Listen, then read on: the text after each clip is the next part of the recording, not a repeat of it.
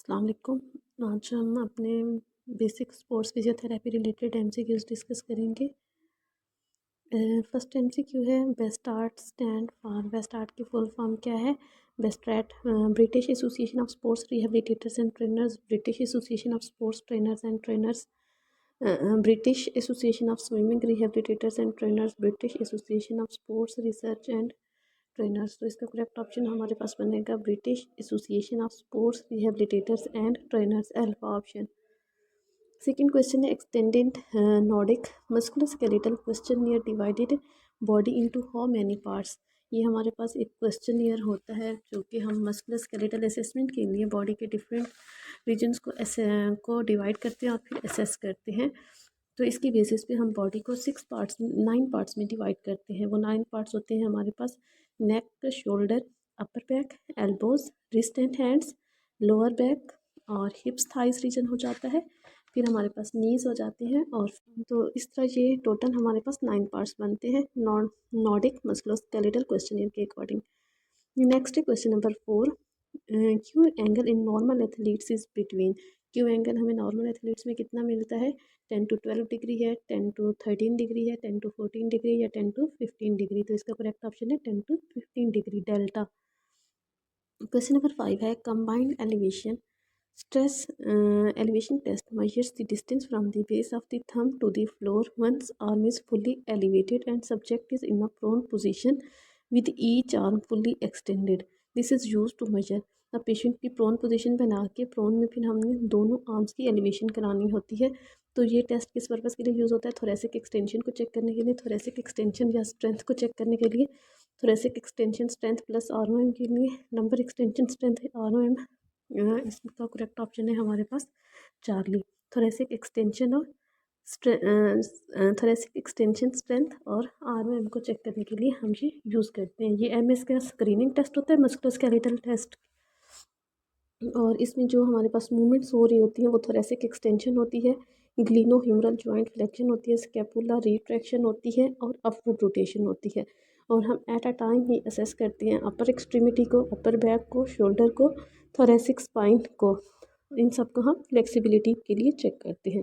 तो इसका जो मोस्ट अप्रोप्रिएट ऑप्शन बनता है वो thoracic extension strength and ROM Charlie. Next question 6। GALS test the characteristic of. GALS किसकी करेक्टरिस्टिक है? Arm and legs, arm and spine, legs and spine, arm leg and spine. अगर हम गाल्स की full form देखें तो ये हमारे पास जी से गेट होता है, ए से आर्म्स होता है, एल से लेग्स होते हैं और एस से स्पाइन होता है। तो हम इन चारों चीज़ों को असेस करते हैं, स्क्रीनिंग करते हैं असल में इसकी। तो इसका मोस्ट अप्रोप्रिएट ऑप्शन जो है वो आर्म्स, लेग्स एंड स्पाइन बनेगा, डेल्टा। नेक्स्ट है हमारे पास question 7। Which test order is correct. जब भी हम परफॉर्मेंस को चेक करते हैं तो उसमें एक स्पेसिफिक ऑर्डर हम फॉलो करते हैं टेस्ट के लिए। अल्फा ऑप्शन है agility, muscular strength, muscular endurance, speed या aerobic capacity. Beta agility, speed, muscular strength, muscular endurance, aerobic capacity. Charlie है हमारे पास agility, speed, muscular endurance, muscular strength, aerobic capacity. और डेल्टा है agility, speed, aerobic capacity, muscular endurance और muscular strength. इसका correct option है हमारे पास बीटा। सबसे पहले हमने एजिलिटी को चेक करना है, एजिलिटी के बाद स्पीड है, फिर मस्कुलर स्ट्रेंथ है, फिर मस्कुलर इंड्योरेंस और at the end aerobic capacity. Question number 8 है yoyo test is use to measure. Yoyo test हम किस पर्पज़ के लिए यूज़ करते हैं? मस्कुलर स्ट्रेंथ चेक करने के लिए, मस्कुलर इंड्योरेंस के लिए, एरोबिक फिटनेस के लिए या एजिलिटी के लिए। तो इसका करेक्ट ऑप्शन है हमारे पास चार्ली, एरोबिक फिटनेस के लिए ये यूज़ होता है योयो टेस्ट। योयो टेस्ट में हम मैक्सिमम वही एरोबिक इंड्योरेंस जो है वो चेक करते हैं। और इसमें हम एक मार्क डिसाइड करते हैं, 2 मार्कर्स से निशान लगा लेते हैं। और तकरीबन जो डिस्टेंस बनता है वो 20 मीटर होते हैं। और इसमें हम कहते हैं कि वो इसमें वही इंक्रीजिंग स्पीड के साथ रन करे। और वो तब तक रनिंग करेगा जब तक कि एग्जॉस्ट नहीं हो जाता। और उसके बाद फिर हम उसकी फिटनेस चेक करते हैं, एरोबिक जो भी वैल्यूज़ हमें मिलेंगी। नेक्स्ट है हमारे पास T test is a dash metre agility test. T test हमारे पास कितने मीटर टोटल बनता है? अगर हम देखें तो इसमें होता है कि हम उसे कहते हैं कि फॉरवर्ड रन करें। तो फॉरवर्ड जब वो रन करेगा वो 10 मीटर डिस्टेंस है। 10 मीटर डिस्टेंस स्ट्रेट हो गया, फिर हम उसे टर्न कराते हैं टू राइट साइड या लेफ्ट साइड किसी एक पे। तो हम पहले राइट साइड का कर लेते हैं। जो राइट साइड पे वो रन करेगा वो होता है हमारे पास 5 मीटर। फिर वो राइट से वापस सेंट्रल पॉइंट पे आएगा, वो 5 मीटर। फिर वो सेंट्रल पॉइंट से लेफ़्ट साइड में जब जाएगा वो 5 मीटर, और फिर लेफ़्ट साइड से वापस सेंट्रल पॉइंट पे आएगा 5 सेंटीमीटर, 5 मीटर सॉरी। और वापस वही जहाँ से उसने स्टार्ट किया था वहाँ पे जब वापस आएगा तो 10 मीटर वो हो जाएगा। इस तरह जब हम इन सारे डिस्टेंसेस को एक वही ऐड करेंगे तो ये टोटल हमारे पास 40 मीटर बनता है। इसका बीटा करेक्ट ऑप्शन होगा। क्वेश्चन नंबर 10 है सेप्ट इज़ यूज्ड फॉर। सेप्ट किस पर्पज़ के लिए यूज़ होता है? सेप्ट की जो फुल फॉर्म होती है वो है स्टार एक्सर्शन बैलेंस टेस्ट होता है। इसमें हम डायनामिक बैलेंस को चेक करने के लिए और स्टेबिलिटी को चेक करने के लिए इसे यूज़ करते हैं। डेल्टा इसका करेक्ट ऑप्शन होगा। इसमें हम करते क्या हैं, पेशेंट को 1 बाय 1 वही स्टैंडिंग कराते हैं। सपोज हमने राइट फुट पे स्टैंडिंग कराई है और हमने उसका बैलेंस चेक करना है और स्टेबिलिटी चेक करनी है। और लेफ़्ट लेग को वो क्या करेगा, पहले इंटीरियर जितना पार्ट वो लेके जाता है इंटीरियरली लेके जाएगा, फिर वो वही लेफ़्ट लेग को लेटरल साइड पे लेके जाएगा, मीडियल साइड पे लेके जाएगा, एंटीरो मीडियल और एंटीरो लेटरल। इसी तरह वो उसी लेग को पोस्टीरियरली लेके जाएगा, पोस्टीरो मीडियल और पोस्टीरो लेटरल। तो ये डिफरेंट डायरेक्शंस में हम मूवमेंट कराते हैं ताकि हमें डायनामिक बैलेंस पता चल सके। क्वेश्चन नंबर 11 है Wingate anaerobic test is dash cycle test. अब वांट को हम मोस्टली विंड गेट भी कहते हैं। एरोबिक टेस्ट होता है ये, हम परफॉर्मेंस को डायग्नोस करने के लिए ये यूज़ करते हैं। इसमें टोटल जो पेशेंट है वो 30 सेकेंड रन करता है, सॉरी साइकिलिंग करता है। स्टैटिक साइकिलिंग पे, स्टेशनरी साइकिलिंग पे वो 30 सेकेंड पे तक करता है। तो इसका करेक्ट ऑप्शन भी हमारे पास अल्फ़ा होगा। क्वेश्चन नंबर 12 है sliding filament theory proposed by Huxley in. कब इसने प्रपोज की थी? 1951 है, 1952 है, 1953 है या फिर 1954। तो करेक्ट ऑप्शन हमारे पास बनेगा डेल्टा 1954। क्वेश्चन 13 है muscle heal by a repair process that can be divided into dash phases. Muscle healing process जो है वो कितने फेजेस में कंप्लीट होता है? 5, 4, 3 या फिर 2। तो इसका करेक्ट ऑप्शन है हमारे पास 2। इसमें जो दो स्टेजेस होती है हमारे पास, फर्स्ट स्टेज होती है डीजनरेशन या फिर इन्फ्लेमेटरी स्टेज। फर्स्ट फेज इसकी वही हमारे पास डीजनरेशन या फिर इन्फ्लेमेटरी स्टेज हो गई, और सेकेंड रीजनरेशन स्टेज। टोटल इसकी 2 स्टेजेस होती है। डेल्टा इसका करेक्ट ऑप्शन होगा। नेक्स्ट क्वेश्चन 14 है regeneration process starts with in dash days. Regeneration process हमारे पास कितने दिनों में स्टार्ट होता है? 2 to 3, 2 to 5, 3 to 6 या फिर 4 to 6 डेज। तो इसका करेक्ट ऑप्शन है हमारे पास डेल्टा। तकरीबन 4 to 6 डेज में हमारे पास रीजनरेशन प्रोसेस स्टार्ट हो जाता है। क्वेश्चन 15 है the largest proportion of collagen contain in tendon. Tendon में कौन से कोलेजन की टाइप मैक्सिमम होती है? टाइप 2, 3, 1 या 4। तो इसका करेक्ट ऑप्शन है टाइप 1। टाइप 1 तकरीबन हमारे पास होता है 70%। अगर हम कोलेजन की टाइप कर लें तो वो तकरीबन 98% तक बनता है। क्वेश्चन 16 है visco elastic property of tendon is due to. Visco elastic, इसमें फ्लूइड और सॉलिड दोनों की प्रॉपर्टीज़ जो होती हैं ये टेंडन में किसकी वजह से होती है? कोलेजन की वजह से, वाटर की वजह से, प्रोटियोग्लाइकान्स की वजह से या फिर नन। तो इसका करेक्ट ऑप्शन है प्रोटियोग्लाइकान, जो कि हमारे पास ग्लाइकोसाइडिक प्रोटीन्स होते हैं। क्वेश्चन नंबर 17 है toe region is present at dash of the curve. Toe region अगर हम देखें तो वो कहाँ पे होता है? स्टार्ट ऑफ कर्व पे होता है, एंड होता है या फिर मिडिल या फिर position is variable.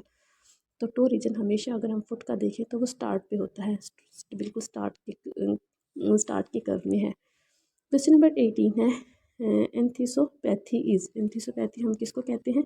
Inflammation of tendon, tendon degeneration, inflammation of paratenon, tendon bone junction disorder. तो इसका करेक्ट ऑप्शन है हमारे पास delta. Tendon bone junction disorder है ये, जहाँ पे टेंडन बोन के साथ अटैच होता है वहाँ पे। क्वेश्चन नंबर 19 है the tendon mostly seen to be suffering rupture are those bearing highly functional load such as. कौन से टेंडन्स हमारे मोस्टली रप्चर होते हैं? Achilles, patellar, anterior tibialis tendon, A+B या R। तो इसका करेक्ट ऑप्शन है हमारे पास A+B। एक्लीज टेंडन भी मोस्टली रप्चर होते हैं और पेटेलर भी, क्योंकि ये वेट बेयरिंग में और हैवी लोड्स में ये यूज़ होते हैं। क्वेश्चन 20 है etiology of tendon injury is.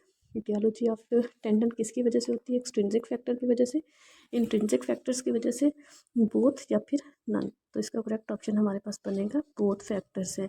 Extrinsic भी इसमें इन्वॉल्व होते हैं और इंट्रिंसिक भी। जैसे इंट्रिंसिक फैक्टर्स में हमारे पास एज है, जेंडर है, बॉडी वेट, हाइट, उनका हार्मोनल स्टेटस हो गया, और इसके अलावा जेनेटिक कॉन्स्टिट्यूशन।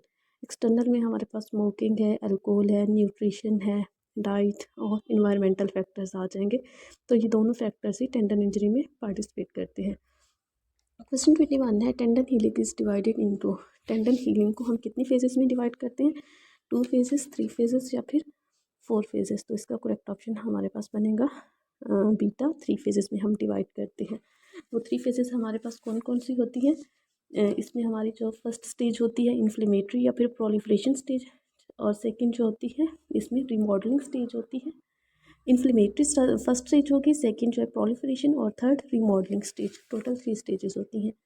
क्वेश्चन 22 है healing calcaneal apophysitis is second name of. Calcaneal apophysitis, apophysitis का मीनिंग होता है, एपोफाइसिस कहते हैं ग्रोथ प्लेट को, कैल्केनियम की ग्रोथ प्लेट का इन्फेक्शन है। इसका दूसरा नाम क्या होता है, heel contusion, calcaneal stress fracture, Sever's disease या फिर रेट्रो कैल्केनियल बर्साइटिस।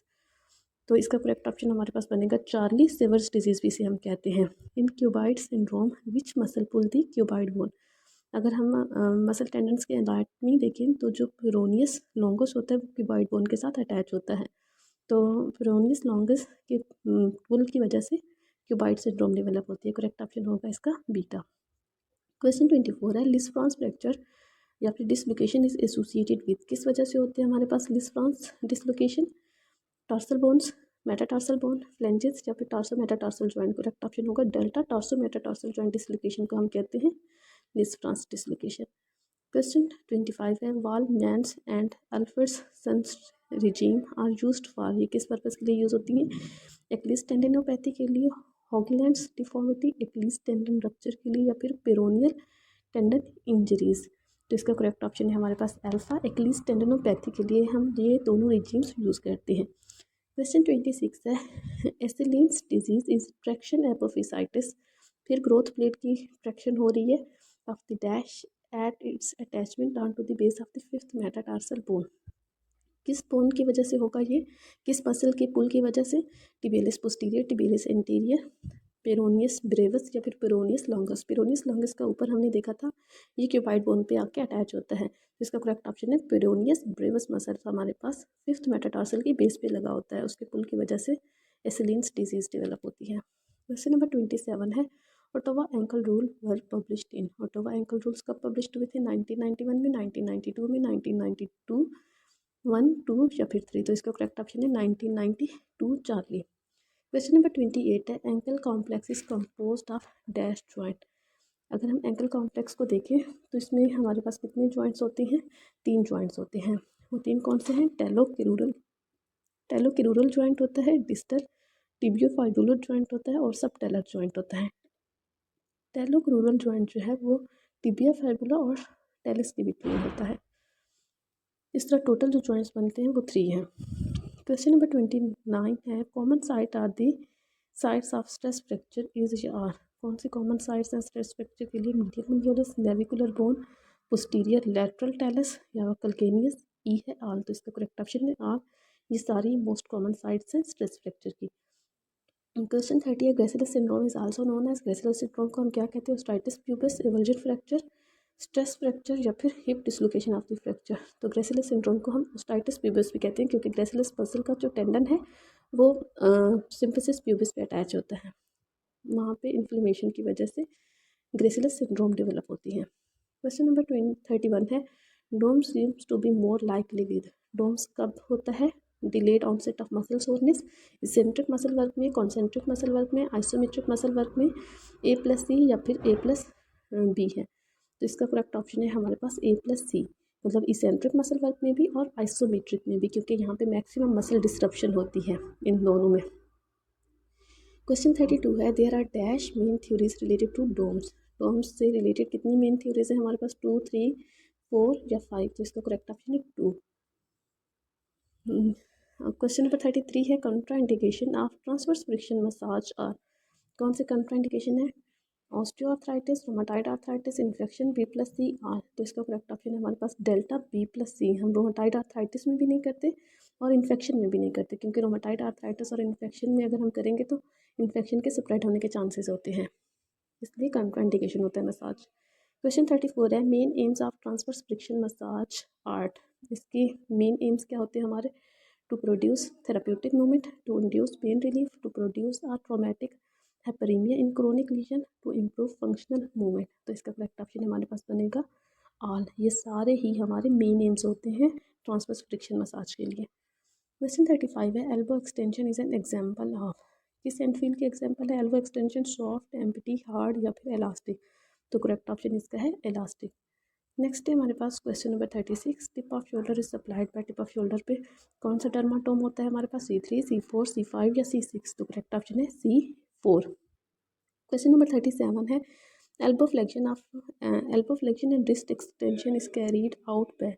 ये मूवमेंट की बात होगी फ्लेक्शन एक्सटेंशन की, तो कौन सा मायोटोम होगा ये हमारे पास?